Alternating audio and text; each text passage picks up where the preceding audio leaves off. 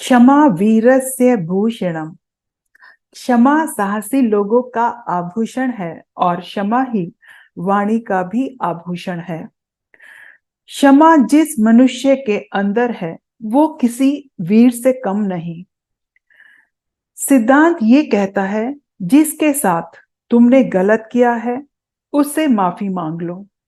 इसी तरह जो तुमसे माफी मांगने आ रहे हैं उन्हें भी माफ कर दो।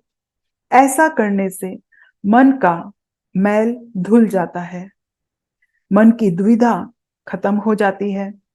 क्षमा के बारे में भगवान महावीर कहते हैं, जगत के सभी जीवों के प्रति मेरा मैत्री भाव है। मेरा किसी से वैर नहीं है। मैं सच्चे हृदय से धर्म में स्थिर हुआ हूं। सब जीवों से मैं सारे अपराधों की क्षमा मांगता हूं। सब जीवों ने मेरे प्रति जो अपराध किए हैं उन्हें मैं क्षमा करता हूं। अगर आप किसी को क्षमा करने का साहस रखते हैं तो सच मानिए आप एक शक्तिशाली संपदा के धनी हैं और इसी कारण आप सबके प्रिय भी बन जाते हैं। जो समर्पित भाव से सेवा करता है उससे कभी गलती भी हो सकती है, फिर चाहे वह सेवक हो, मित्र हो या परिवार का कोई सदस्य। ऐसे समर्पित लोगों की गलतियों पर नाराज न होकर उनके प्रेम व समर्पण का सम्मान करना चाहिए। आइए आज की कहानी सुनते हैं। राजा की सवारी बड़ी धूमधाम से निकल रही थी। तभी एक पत्थर जोर से आकर राजा के माथे पर लग जाता है। राजा की चोट देखकर सभी सैनिक अपराधी को ढूंढने निकल पड़ते हैं और एक छोटे से बच्चे को पकड़कर लाते हैं। राजा उस बच्चे से पत्थर मारने का कारण पूछते हैं। उस बालक ने बड़ी ही मासूमियत से कहा, महाराज, मैंने तो फल खाने के लिए पेड़ पर पत्थर मारा था, पर मेरा निशाना चूक जाने से पत्थर फल की बजाय आपको लग गया। बच्चे का जवाब सुनकर राजा खुश हो गया और उसने खुश होकर उस बच्चे को इनाम दिया। अब सभी सैनिक आश्चर्यचकित हो गए कि बच्चे को सजा की बजाय इनाम क्यों दिया गया।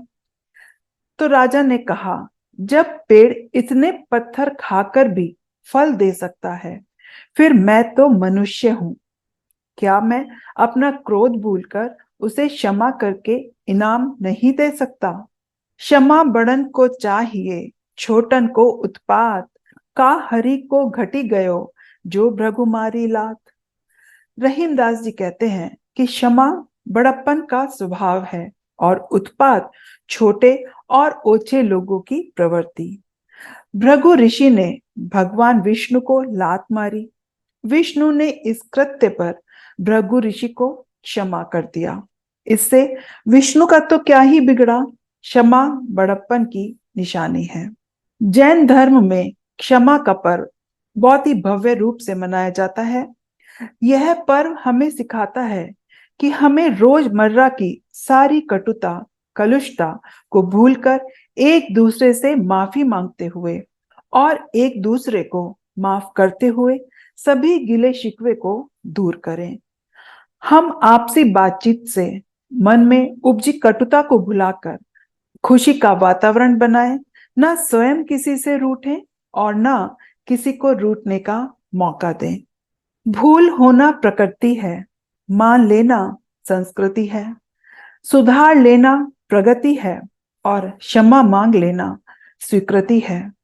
महापर्व पर्युषण समाप्ति पर बीते वर्ष में मैं मीनू जैन द्वारा जाने अनजाने में या ग्रुप में भेजी गई पोस्ट द्वारा आप किसी का भी मैंने मन दुखाया हो तो मैं आपसे क्षमा याचना करती हूँ। आप सभी को मेरा सादर जय जिनेंद्र।